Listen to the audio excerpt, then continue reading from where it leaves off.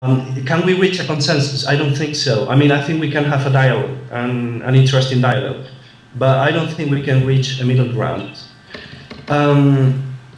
So my answer to this situation is an archaeological one.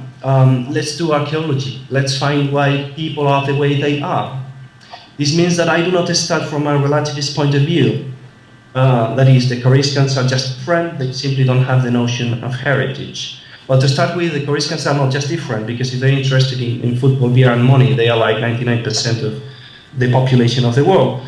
But as I said before, it is not that I'm interested in Western notions of heritage. I'm interested in their local values. And if they have this crisis in their values, in their moral values, it's because they must have a problem. So I start from the idea that not having any notion of a shared heritage of any kind is strange and should be studied.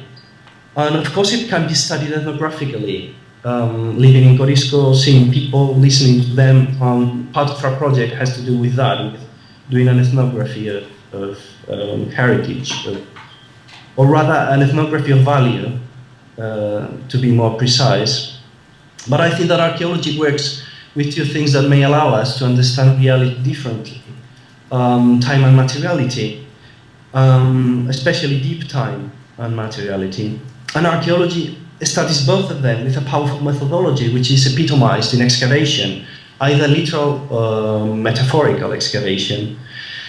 With the time, we go to the roots of problems. We can disentangle long and complex genealogies of power and exploitation. And with materiality, we can look into the unconstituted and the unsayable. And many of the things that cannot be said, and cannot simply because they are too ordinary, or because they are too traumatic, or both. So this is what I'm trying to do in Equatorial Guinea, unraveling the genealogies of exploitation in Corisco. Genealogies of exploitation that are complex and ambiguous, and in which the locals have been victims as much as perpetrators.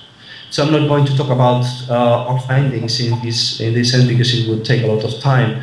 I'm just going to say that we are going to abandoned places from the relatively recent past and looking for evidence of these moments of trauma that have made the Coriscans into what they are today, looking for turning points in their history, and looking for them in the material record as archaeologists.